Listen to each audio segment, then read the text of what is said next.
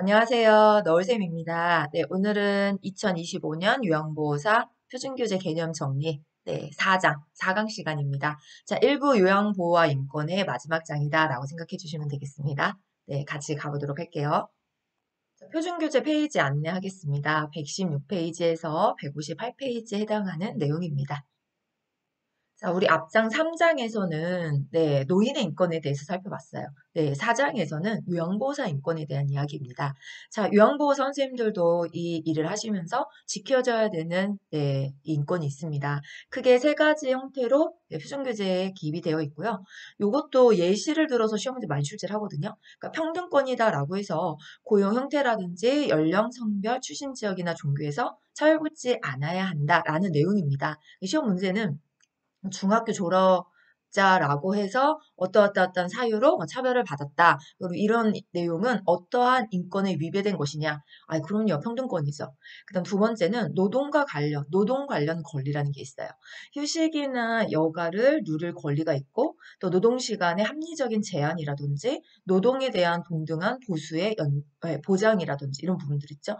그런데 이제 그런 부분들이 지켜지지 못한 예시를 씁니다. 뭐 휴식 시간 없이 또는 근무 시간 외에 근무를 하면서 추가 수당 없이 이런 얘기가 나오면 노동 관련 권리에 해당하는 거죠.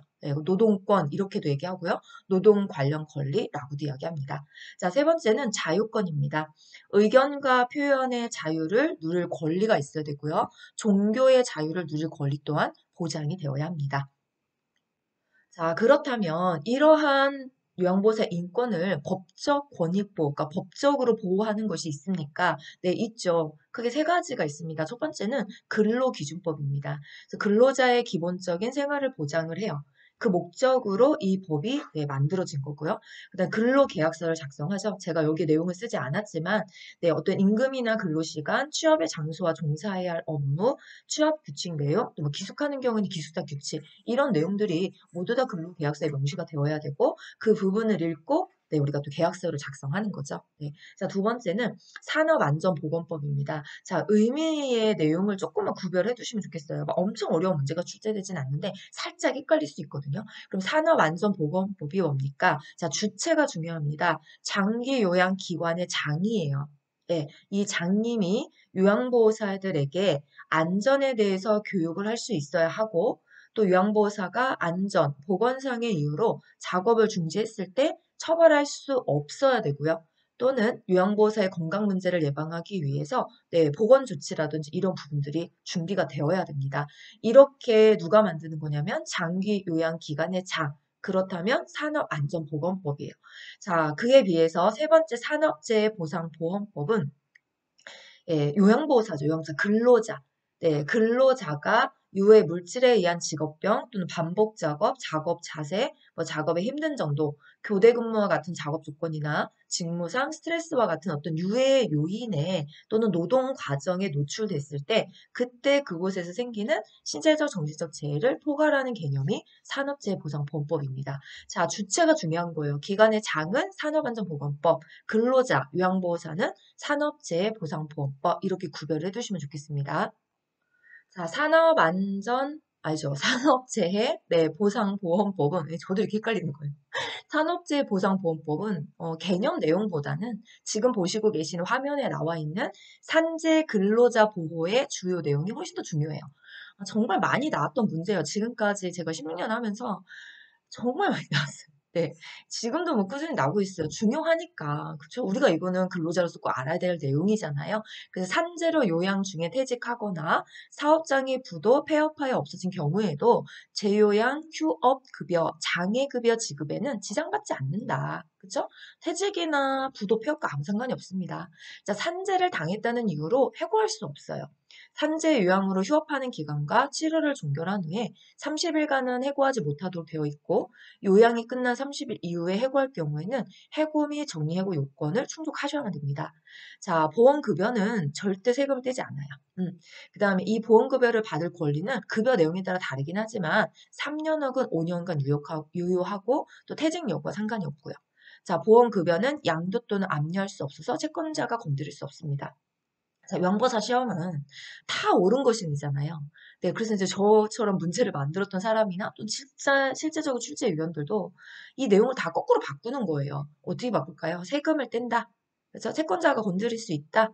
네, 압류할 수 있다. 양도할 수 있다. 그럼 다 오답이잖아요. 3년, 5년을 뭐 1년 이렇게 바꾼다든지, 그 다음에 부도나 폐업한 경우에는 지급받지 못한다. 이렇게 바꾼다든지. 네, 그래서 옳은 표현만 잘 알아두시면 잘못된 내용들이 눈에 확 보이거든요. 이 내용은 좀 잘 기억해 주셨으면 좋겠습니다. 자, 다음은 성희롱에 대한 이야기입니다. 여기 내용도 어렵지 않은데 단골 시험 문제예요. 거의 빠진 적이 없어요. 왜냐면 중요하잖아요, 여기도. 그래서 언어적, 육체적, 시각적 행위를 물어봅니다. 뭐 음란한 농담이나 또는 어떤 뭐 성적 관계를 강요하거나 회유하는 행위, 또는 회식 자리에서 술을 따르라고 하는 행위, 이와 같은 내용은 성희롱 중 어디에 해당합니까? 언어적 행위죠. 네, 그 다음 신체 접촉을 한다든지, 신체 특정 부위를 만진다든지, 네, 막 밀착하거나 일부러 뭐 이렇게 잡아당긴다든지 그런 육체적 행위. 그다음 어떤 사진이나 낙서나 음란물이나 또는 편지나 또는 자신의 신체 부위를 이렇게 고의적으로 노출한다면 그것은 시각적 행위. 이렇게 구분해 두시면 좋겠습니다. 자, 이번엔 성희롱 대처입니다. 기관장이 해야 할 대처 방안이 있고 요양보호사의 대처 방안이 있어요. 자, 기관장은 이 성희롱 예방 교육이 법정 교육이 됐죠. 1년에 한 번 이상 무조건 실시를 하셔야 되고 또 원하지 않는 업무 배치 등의 불이익한 조치는 절대 해서는 안 되고요. 성희롱 처리 지침을 문서화하셔서 기관 내에 항상 배치를 하셔서 언제든지 읽어볼 수 있게. 자, 이제 요양보호사의 대처예요. 사실 요양보호사 대처는 시험 문제 늘 등장하면 단호히 제일 중요해요. 그래서 이런 문제 나오면 단호히가 보기 몇 번에 있지? 이렇게만 찾으셔도 정답이 좀 가까이 갈 수 있거든요. 그다음 모든 피해 사실에 대해서는 이 담당자에게 보고를 해주셔야 되고요. 또 우리가 대상자에게 시정 요구를 했어요. 성희롱이니까 하지 마십시오. 이렇게. 그랬는데도 계속될 때는 증거가 있어야 되거든요. 녹취나 일치 같은 걸 작성하셔서 기관에 같이 보고를 해주셔야 합니다. 자, 다음은 요양보호사의 직업연계 파트입니다. 어렵지 않습니다. 어떤 분이 그러더라고요. 착한 마음만 가지면 정답이 보인대요. 네, 저도 거기에 동의합니다. 네, 왜냐하면 직업 윤리는 우리가 뭐 특수한 직업에만 해당되는 게 아니라 어떤 직업을 하더라도 공통적으로 갖고 있어야 되는 나의 인성이자 도덕 같은 부분들이 있어요. 그래서 우리 선생님들도 여기 공부하실 때 그렇게 어렵지 않으셨고 문제 풀 때도 어렵지 않습니다. 사실 그런데 문제는 하나도 어렵지 않아요. 현장에 나가서 굉장히 부딪히는 부분입니다. 예, 저는 그래서 시험에서는 뭐 딱히 강조하지 않습니다. 제가 중요하게 생각하는 문장들만 몇 개가 이렇게 적어 왔으니까 가볍게 같이 읽어보도록 하겠습니다. 차별 대우하지 않는다. 자기 결정권을 최대한 존중한다. 네, 어떤 특수한 사실이나 위급 사항이나 뭐 이런 모든 업무에 대한 내용들은 전부 다 보고한다. 개인 정보는 비밀로 유지한다. 학대를 발견하면 반드시 신고한다. 네, 우리 영보 선생님들이 학대 신고 의무자잖아요. 물질적 보상은 받지 않아요. 어떤 것이든 간에 크기와 상관없이. 자, 모든 네, 대상자들과, 그러니까 대상자, 뭐 직업군, 모든 만나는 인간관계의 모든 분들과는 상호 대등한 관계임을 인식하셔야 됩니다. 자, 이런 직업 윤리의 원칙을 바탕으로 조금 더 구체적인 내용을 기술한 게 윤리적 태도다라고 생각하시면 돼요. 그래서 내용이 훨씬 많잖아요.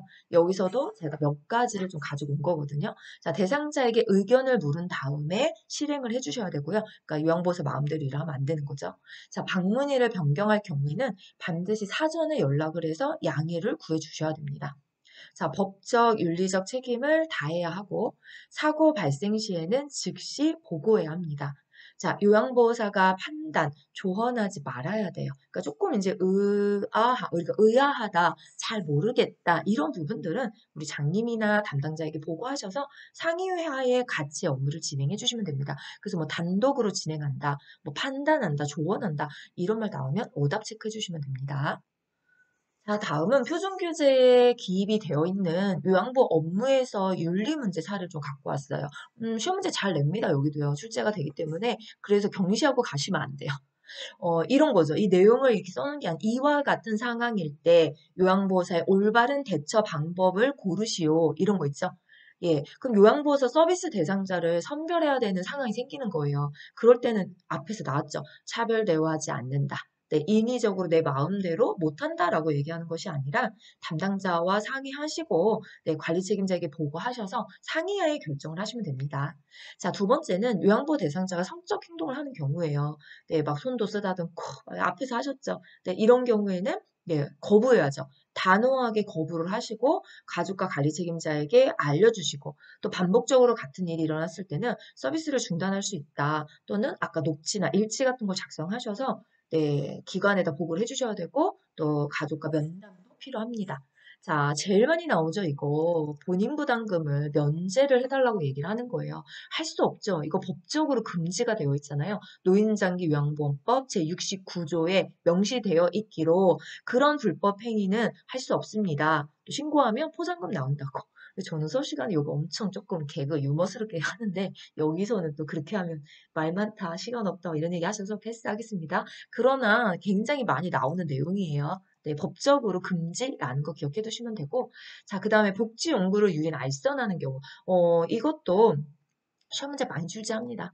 예, 또는 이제 이런 이야기가 최근에는 시험 문제 2024년에 많이 나왔던 거죠. 복지용구를 구매해야 되는데 살 돈이 없다는 거예요. 그럼 이거 어떻게 해야 돼요? 할 수 없죠. 네, 우리가 우리의 자비로 대상자의 물품을 구매하거나 대여해 줄 수 있는 상황이 아니잖아요. 그럴 때는 제가 기관장님과 센터장님과 상의하도록 하겠습니다. 이렇게 알려주시면 돼요. 그 다음에 가족요양보호사가 부정수급을 하는 경우, 안 되죠. 취지와 목적을 흐리게 할 수 있기 때문에, 예, 이거 편법이에요. 안 된다고 하시면 됩니다. 자, 요양보호 대상자에게 해가 되는 활동을 강요받았다. 이것도 시험 문제 종종 출제가 됐었어요. 기저귀 말렸어라, 이런 거 있죠. 절대 할 수 없어요. 무해의 원칙, 무해성의 원칙에 어긋나는 거기 때문에, 네, 목숨 걸고 안 된다고 하셔야 됩니다. 네, 우리가 사실 사람의 대상자를 돌보는 일이잖아요. 굉장히 존엄이라는 게 중요합니다. 감사하게도 뭐 다른 얘기지만 네, 제가 요양보 선생님들 현장에 계신 선생님들을 만날 수 있는 기회 루트 과정이 열렸어요. 그래서 너울쌤이라는 이름을 가지고 현장에 있는 선생님들에게 존엄 케어, 셀프 케어 뭐 이런 이야기들 이러닝을 어제 개혁을 하고 왔거든요. 아마 내년쯤에는 네, 전국으로 요양보호사 현장 선생님들한테 제 이야기가 좀 이 강의가 퍼질 것 같아요. 너무너무 감사한 거죠. 자, 그래서 이 무해성의 원칙 되게 중요하다. 그다음 요양보호사가 대상자의 금품을 절도한 경우 얘 직업 윤리에 완전 결여가 되는 상황이기 때문에 절대 하시면 안 됩니다. 자, 다음은 3절 요양보호사의 건강 및 안전관리 파트로 넘어가도록 하겠습니다. 크게 두 가지죠. 네, 하나는 근골격계 질환, 하나는 감염성 질환. 자, 이제 근골격계 질환에 어떤 발생되는 환경 또는 뭐 위험 요인 안 나오는 건 아니에요. 그런데 이거는 좀 잘 읽어보시면 사실 제가 정리하지 않아도 우리 선생님들이 정답을 바로 맞출 수 있게 문제가 출제되거든요. 그래서 패스했습니다.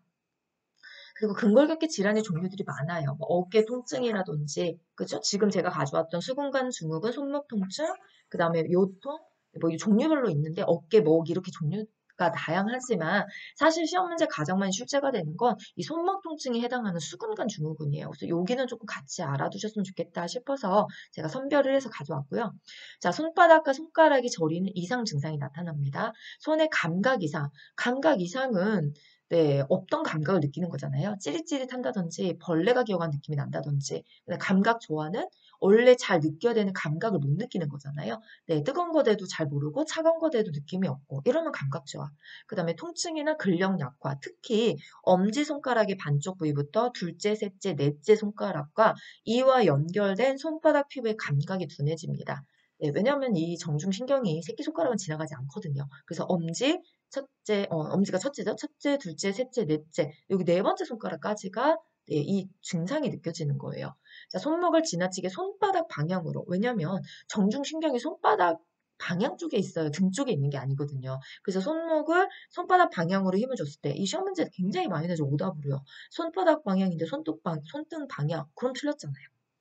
네. 그래서 손바닥 방향으로 힘을 줘서 굽힐 때 악화되는 경향이 있다. 또 엄지손가락에 기능 저하가 있어요. 그래서 이렇게 잡았을 때 잘 뚝뚝 떨어뜨린다든지 이런 증상들이 느껴지는 거죠. 그다음 밤에 통증이 심해집니다. 또 손을 털게 되면 저림과 통증이 일시적으로 완화가 돼요. 손을 털어도 일시적으로 완화되지 않는다. 이런 문장이 오답에서 가장 많이 쓰이는 내용입니다. 자, 조금 전에 제가 설명했던 부분들 그림으로 한번 확인할게요. 우리 표준교재에 있는 그림이죠. 네, 이렇게 정중신경이 손바닥 방향에서 엄지, 첫째, 둘째, 셋째, 넷째 손가락까지 갑니다. 그러니까 새끼손가락에는 별 변화가 느껴지지 않는 거고요. 이 정중신경 아래 수근관이 있어서 이 수근관이 좁아지면서 느껴지는 통증들입니다. 지금 보시면 네, 요 첫 번째는 자가진단법이죠. 우리가 팔렌징후다, 팔렌검사다라고 해서 손등을 맞대고 미는 동작을 했을 때 1분 정도 아무 느낌이 없어야 되는데 뭔가 느낌이 느껴지는 거예요. 찌릿찌릿한다는 통증이 느껴진다든지. 네, 그렇다면 요 수근관 증후군을 의심해 볼 수 있습니다. 자, 다음은 근골격계 질환의 치료 방법입니다. 여기도 시험 문제 많이 출제합니다. 초기 치료와 급성기 이후의 치료를 좀 구분하실 수 있는 게 먼저 선행이 되셔야 되고요. 그 다음 두 번째는 초기 치료마다의 내용이 있어요. 중요한 거. 휴식하면 떠오르는 단어, 냉찜질 단어. 그래서 단어만 제가 정리를 해갖고 온 거거든요. 자, 그러면 먼저 선행이 되셔야 될 게 초기 치료에 해당하는 거. 지금 나열해서 보고 계시는 거. 휴식, 냉찜질, 압박, 올리기가 해당이 됩니다. 그럼 급성기 이후에 들어가는 건요. 물리치료, 운동치료, 스테로이드 주사 이런 내용, 수술 이런 거 들어가죠. 그래서 그것을 먼저 선행하셔야 돼요. 왜냐하면 다음 중 근골격계 질환의 초기 치료 방법으로 옳은 것을 골라라. 급성기 이후의 치료의 방법으로 옳은 것을 골라라. 이런 문제가 출제되거든요. 자, 그 다음에 이제 구분이 되셨다면 급성기 초기에서 휴식은 뭐에 해당되는 겁니까? 외상을 조절하시고 추가적인 조직 손상을 예방하기 위해서 쉬어주는 거예요. 그럼 냉찜질은요? 온도. 네, 온도를 낮춰주는 거죠. 온도. 그 다음에 세포의 대상이 아니라 대사. 예, 대사 과정. 대사 과정을 늦춰서 손상과 부종을 감소시켜 줍니다. 이게 중요한 거죠. 차가우니까, 얼었으니까, 우리도 왜 추우면 움츠러들 잘 안 움직여지잖아요. 이렇게 세포들이 차가운 거에 노출이 되면 가만히 있어요. 네, 그럼 손상과 부종을 감소시킬 수 있습니다. 자, 압박 같은 경우에는 손상 부위에 축적이 되어 있는 부종을 조절합니다. 쫙 눌러주겠죠. 부위를 줄여주는 거잖아요. 그 다음에 올리기는 어디보다 올립니까? 심장보다 높게 올려서 혈액을 심장으로 되돌리는데 도움을 주기 때문에 부종 감소에 효과가 있습니다. 자, 다음은 급성기 이후의 치료입니다. 물리치료라든지 운동치료, 온열치료. 그죠? 이 안에 들어가는 게 온열치료. 또 온열치료에 제 자세히 쓰진 않았지만 온수포, 적외선, 초역, 수치료 다 들어가죠. 그 다음에 전기 광선치료, 저주파, 고주파, 그 다음에 견인요법. 예, 더 나아가서 이제 스테로이드 주사. 아, 제가 오늘 아침에 녹음을 하다 보니까 목소리가 많이 잠기고 네, 혀가 좀 많이 꼬이네요. 좀 죄송해요. 네, 선생님들 듣기에 조금 불편할 수 있거든요. 네, 그래서 조금 더 최선을 다해보겠습니다. 자, 스테로이드 주사를 많이 맞게 되면 건이 약화가 돼요. 네, 그래서 쉽게 파열이 되기 때문에 얘는 좀 피해 주시는 게 좋고요. 그 다음 이제 너무 증상이 악화되거나 이렇다면 네, 수술을 좀 고려해 봐야 되는 상황이기도 하죠. 그러나 중요한 건 이 모든 치료들은 전부 다 급성기 이후 치료에 해당한다. 이 내용입니다. 자, 다음은 스트레칭 방법입니다. 네, 우리가 이 근골격계를 예방하는 데 있어서 스트레칭보다 더 좋은 건 없어요. 그래서 같은 동작은 5에서 10초, 아이고, 이번에 오타가 많네요. 그렇죠? 10초 정도 반복해서 진행을 해주시고, 또 동작과 동작 사이에는 5에서 10초 정도는 쉬어주시는 것이 좋습니다. 천천히 안정되게 진행을 해주셔야 되고, 통증을 느끼지 않고 시원하다라고 느낄 때까지 진행을 해주시면 됩니다. 뭐 통증을 느낄 때까지 한다. 아유, 예, 이런 오답이죠. 스트레칭된 자세로 10에서 15초 정도는 좀 유지해 주셔야 근섬유가 충분히 늘어나서 효과를 보실 수 있고요. 상하, 좌우 균형 있게 교대로 진행해 주시면 됩니다. 자, 호흡은 편안하고 자연스럽게 진행해 주시면 스트레칭이 또 이제 여러 개의 목적을 가지고 근골격계를 예방시켜 줄 겁니다. 자, 다음은 감염성 질환입니다. 자, 일반적인 감염 예방의 기관 차원에서 해줘야 될 일이 있어요. 적절한 보호장구, 어떤 마스크라든지 가운이라든지 장갑이라든지 이런 부분들을 지급해 주셔야 되고, 인플루엔자 예방접종을 꼭 맞을 수 있도록 해주셔야 되고요. 정기적으로 건강검진을 받고 또 감염 예방에 대한 어떤 직원 교육이 정기적으로 이루어져야 합니다. 자, 그렇다면 요양보호사가 해야 할 일도 있겠죠? 네. 자, 본인이 감염됐다면, 대상자에게도 감염될 수 있으니까 되도록이면 접촉하지 말으셔야 되고, 사실 시험 문제 가정만 출제되는 항목이 여기에요. 임신을 하신 요양보호사는 풍진이나 수두 등 선천성 기형을 유발할 수 있는 감염성 질환을 가진 대상자와 절대 접촉하시면 안 돼요. 네. 그래서 이 풍진과 수두가 임산부에게 걸리게 되면 태아가 전부 다 기형으로 갈 확률이 높아지거든요. 그러니까 접촉하지 않는다. 이런 내용이 많이 출제가 되는 거고요. 손 잘 씻으세요. 개인 이상 철저히하세요. 소독법 잘하세요. 이런 내용들은 우리가 14장에 또 감염 파트에서 굉장히 또 많이 자세하게 내용을 다루고 있거든요. 네, 같이 겸해서 기억을 해주시면 좋을 것 같습니다. 자, 이제 감염성 질환을 좀 살펴보도록 하겠습니다. 사실 세 군데서 나와요, 결핵이. 이 4장에서 한 번 나오죠. 의학장의 5장에서 또 한 번 나오죠. 뒷장의 14장에서 또 나오죠. 그런데 이제 저는 전 과목을 하고 있는 강사고요. 뭐 강의 시간에 교육원에서는 전 과목 안 하지만 유튜브에서 전 과목 한 지 꽤 오래됐습니다. 그리고 어느 파트를 주셔도 다 해요. 오래 했으니까. 그래서 이 전체적인 좀 통괄적으로 책을 한번 이렇게 훑어보는, 그리고 문제집을 출제하고 막 하다 보니까 안 볼 수가 없어요. 그래서 제가 이 결핵에서 뭘 중요시하고 있는 거냐면, 똑같은 내용을 세 파트에서 연달아 시험 문제 출제하진 않거든요. 그러면 4장에는 있는데 5장에 없는 건 뭐지? 5장에 있는데 14장에 없는 건 뭐야? 이런 것들 있죠. 4장과 5장엔 없는데 14장에 무슨 내용이 있어? 여기에 포커스를 맞추는 겁니다. 예, 그럼 공통이 아니라 차별성을 찾는 거예요. 각각 장애. 그런데 이 4장의 요양보호사 인권보호, 예, 이 자기계발 파트의 결핵은요, 잠복결핵. 네, 이거 5장에 안 나와요. 예, 그래서 이 잠복결핵 이야기는 사장에서 완벽히 잘 알고 가셔야 돼요. 안 와도 어렵지 않습니다. 잠복, 숨어 있다는 거죠. 증상이 없어요. 건강한 상태이기 때문에 타인에게 감염시키지 않습니다. 그 오답은 뭘까요? 타인에게 감염된다. 그런 내용이 있죠. 증상이 활발하다. 아니, 없습니다. 면역력이 저하가 되면 이 잠복결핵이 올라오기도 해요. 그래서 건강관리를 잘 해주시고 어떤 스트레스를 좀 피하시고 네, 이런 것만 그러니까 조심을 하신다면 타인에게 이렇게 뭐 옮길 수 있게 올라오고 나타나고 그런 건 아닙니다. 네, 그 다음에 이 결핵 환자하고 이건 잠복결핵 아니에요. 결핵 환자의 관리법에서 호흡기를 통해서 감염되기 때문에 물건을 함께 쓰는 건 괜찮습니다. 네, 그래서 뭐 물건 함께 쓰는 거 안 된다. 바깥이 먹으면 안 된다. 다 틀린 내용이에요. 그 다음에 건조한 상태에서도 오래 살아요. 네, 이게 굉장히 강하죠. 또 강한 산과 알칼리에도 잘 견뎌요. 예, 그런데 약한 데가 있어요.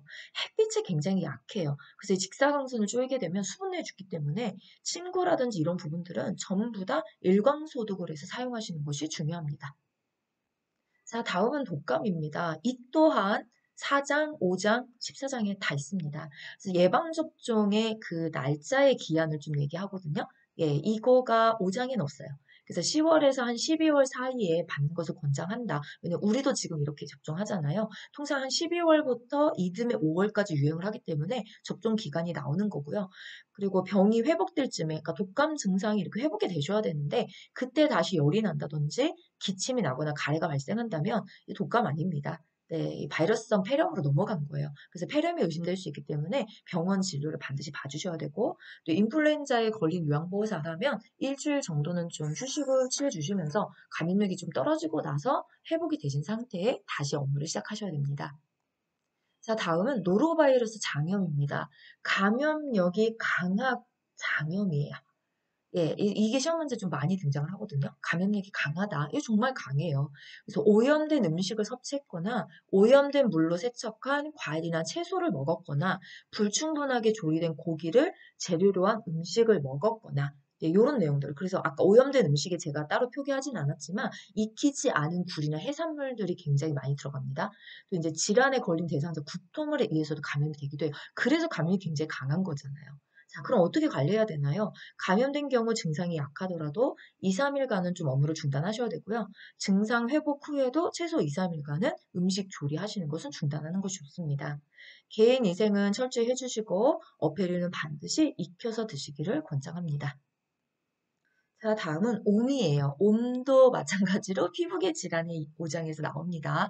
자, 옴에 걸린 대상자와 직접 접촉을 했거나 오염된 의복이나 침구, 혈압기, 체온계 얘네들 간접 접촉이죠. 여기도 얼마 가죠. 왜냐하면 이 벌레가 예, 수년까지도 살 수 있거든요. 번식력 되게 빨라요. 알 하나가 어미가 되는데 한 달이면 끝나니까. 자, 그럼 가장 중요한 건 뭐냐? 동시치료예요. 같이 사는 가족이나 동거인, 요양보호사 등 접촉을 한 사람이라면 증상 유무와 상관없이 같이 동시 치료를 해주셔야 됩니다.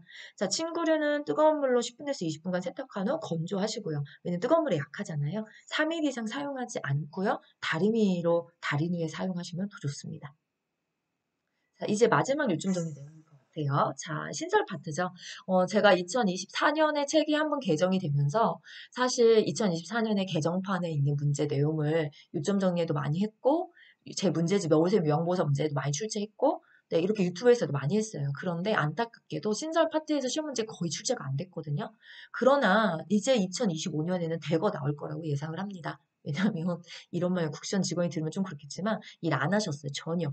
신설 파트의 문제를 열심히 만들지 않으셨거든요. 그런데 지금은 많이 만드셨을 거예요. 왜냐하면 이 책 개정이 벌써 10월, 8월, 9월, 10월 이때쯤에 나왔단 말이에요. 그 앞에 다 바꿔놓으신 거예요. 그렇기 때문에 그때 바꾸시면서 아마 2025년 대비 시험 문제를 많이 출제하셨을 거거든요. 그렇게 한 번 실수했지만 이번에 좀 맞출 수 있다 생각하거든요. 그러니까 2025년에 공부하시는 분들은 개정판, 새로 내용이 바뀌면서 새로 들어왔던 내용들 있죠? 그런 내용들 좀 열심히 봐주셨으면 좋겠어요. 그래서 이 유튜브나 어떤 문제집이나 전부 다 2025년 판을 공부하셔야 됩니다. 아무거나 듣고 아무거나 공부하시면 안 돼요. 안 봤던 게 시험 문제 나올 수 있거든요.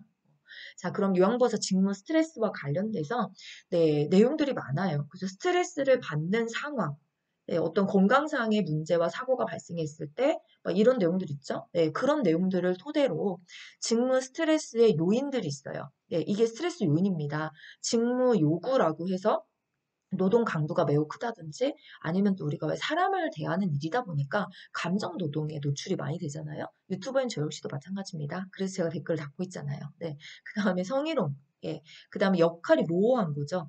예. 이게 업무상의 어떤 특징적인 일들이 딱 여기까지 이런 범위들이 애매하게 있어서 가사 노동 어디까지 해야 됩니까? 이런 부분에 대한 역할 모호성으로 인해서 네, 명보 선생님들 스트레스 많이 받습니다.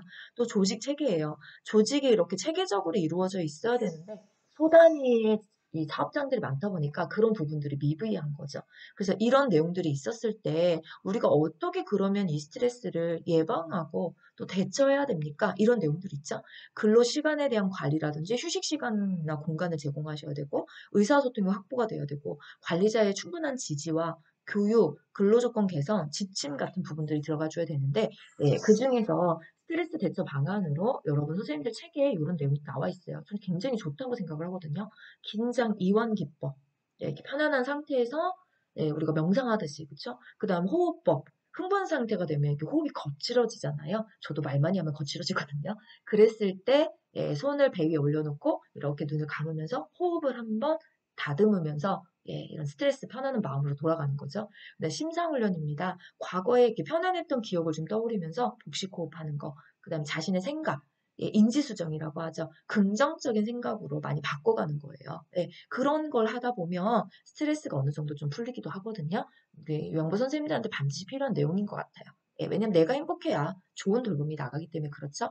자, 그럼 이제 정리했으니까 문제 같이 풀어보겠습니다. 기출문제입니다. 자, 1번 산업재해보상보험법에 따른 근로자 보호 내용으로 옳은 것은 1번 산업재해를 당했다는 이유로 해고할 수 없다. 2번 보험급여를 받을 권리는 1년간 유효하다.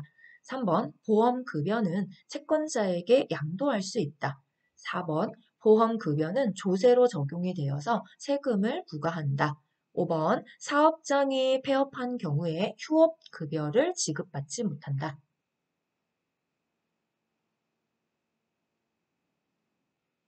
네, 정답은 네, 1번입니다. 네, 해고 없죠. 해고 당했다는 이유로 저도 이걸로 인해서 해고 조건이 만족이 되지 않잖아요. 자, 그럼 급여를 받을 권리는 내용에 따라 좀 다르지만 3년에서 5년간 유효하는 거고요. 채권자에게 양도할 수 없습니다. 네, 세금 안 된다 그랬죠.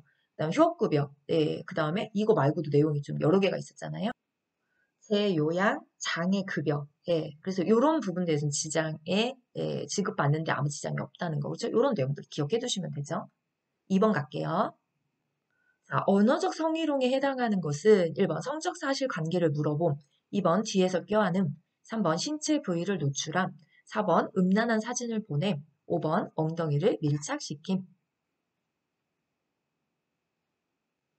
네, 정답은 1번입니다. 네, 뒤에서 껴안으면 육체, 그죠? 네, 노출하면 시각, 사진 보여주면 시각, 밀착하면 육체 이렇게 들어가 있죠. 네, 자 그래서 음란한 농담, 상스러운 이야기, 외모에 대한 어떤 비유나 평가, 성적 관계를 강요하거나 회유하는 거, 음란한 내용의 전화 통화, 회식 자리 옆에 술 따르게 하는 거, 전부 다 내용 안에 언어적 성희롱 안에 들어가는 내용입니다. 자, 3번입니다. 요양보호사의 직업 윤리에 맞는 행동은 1번 제공된 서비스 내용은 정확히 기록한다. 2번 복지 연구가 필요하다고 하면 대여해준다. 3번 대상자의 요구는 모두 수용한다. 4번 서비스 제공에 대한 선물은 감사히 받는다. 5번 종교를 선교의 목적으로 강요한다. 정답은 1번입니다. 네, 제 문제풀이 안 해도 되겠죠, 선생님들. 이렇게 출제합니다. 시험 문제 실질적으로요. 네. 자, 4번. 다음 상황에서 요양보호사가 직업 윤리를 준수한 경우는 자, 대상자가 코로나로 가정의 수입이 줄어서 본인 부담금을 할인해 주세요라고 요청했다. 1번. 할인해 줄 수 있는 기간을 찾아본다고 말한다. 2번. 불법이라고 명확하게 말한다. 3번. 동료 요양보호사와 상의하겠다고 말한다. 4번. 할인받을 수 있는 소득증명서를 발급해 오라고 한다. 5번. 추가 서비스를 더 진행해 드리겠다고 한다. 네, 정답은 2번입니다. 네, 본인 부담금 할인할 수 없다. 노인장기요양보험법 69조 앞에서 말씀드렸죠. 네, 정확하게 불법이라고 설명해 주시면 됩니다. 자, 5번입니다. 발목이 삐어 부종이 발생한 직후 초기 관리 방법으로 옳은 것은 1번 손상 부위 내리기, 손상 부위 스트레칭, 3번 고주파요법, 4번 전기 광선요법, 5번 손상 부위 압박. 자, 정답은 5번입니다. 네, 직후라고 했으니까 초기요법이 맞는 거고요. 네, 여기 초기요법의 냉찜질은 세포의 대사 과정을 늦춘다고 그랬죠. 차가워져서. 압박은 축적되어 있는 부종을 조절한다. 여기 보세요. 부종이 발생했을 때 손상 부위를 압박하면 조절할 수 있다. 자, 올리기는 맞아요. 근데 내리기가 아니고 올리기죠. 혈액을 심장으로 되돌리는 데 도움을 주기 때문에 심장보다 손상 부위를 높게 올려주시면 됩니다. 자, 아픈 부위 고정도 중요하고요. 필요할 때 이제 뭐 이런 약물 투여를 하는 방법들도 있습니다. 자, 6번 결핵 감염을 위해 요양보호사가 알고 있어야 하는 내용으로 옳은 것은 1번 잠복결핵 대상자는 전염력이 있다. 2번 결핵균은 강한 산이나 알칼리에 약하다. 3번 결핵은 폐에만 침범하는 감염성 질환이다. 4번 결핵은 주로 오염된 음식 섭취로 감염된다. 5번 결핵 대상자가 사용한 침구류는 일광 소독한다. 네, 정답은 5번입니다. 빛에 약하기 때문에, 그쵸? 산이나 알칼리에도 강하고, 그쵸? 예, 건조 이런 것도 안 죽는데, 빛에 우리가 예, 약하기 때문에 예, 5번에 맞는 내용이고요. 결핵, 예, 잠복결핵 대상자는 제가 앞에서 했죠. 증상이 없고 건강한 상태에 타인에게 감염시키지 않는다. 자, 강한 산이나 알칼리에 아니요, 강합니다. 햇빛이 약하지. 폐에만 침범하지 않아요. 네, 이 결핵은 폐, 흉막, 림프절, 척추, 심장, 위장과 모두 다 침범할 수 있습니다. 그다음에 주로 오염된 음식에 아니죠? 네. 비말 감염이죠. 재채기나 기침을 통해서 네, 결핵균이 타인에게 전파가 됩니다. 7번입니다. 요양보호사의 직무 스트레스 대처 방법으로 옳은 것은 1번 자신의 생각을 변화시켜 상황을 긍정적으로 인지한다. 2번 문제를 혼자 끌어안고 고민한다. 3번 술이나 담배에 의존한다. 4번 약물 치료는 거부한다. 5번 주변 사람들과 관계를 차단한다. 네, 정답은 1번입니다. 네, 너울샘의 영보사 문제, 제 문제집에 있는 내용입니다. 네, 신설 파트 내용들을 많이 만들어 놨고요. 네, 제 문제집도 이제 곧, 네, 인쇄가 들어갑니다. 내일 모레. 그래서 2025년 개편에 맞춰서 신설 파트 내용들을 꼼꼼히 잘 다뤄뒀거든요. 2024년에 첫 출간을 했잖아요. 그때, 뭐, 글쎄요. 공부하신 요양보 선생님들 말고, 네, 강사 출신 선생님들이 제 문제집 좀 많이 사주셨거든요. 근데 다 하나같이 그런 얘기 하셨어요. 강사님들이. 꼼꼼하게 내셨네요, 강사님. 빠뜨리지 않고 15장의 문제까지 있고 그런 문제집 별로 없는데 이렇게 많이 좋은 얘기 들려주셔서 아마도 그래서 2024년에 문제집 2세까지 찍을 수 있었고 많이 팔렸던 것 같아요. 2025년도 꼭 필요하신 선생님들에게 다가가는 문제집 됐으면 좋겠거든요. 자, 오늘은 여기까지 하도록 하겠습니다. 네.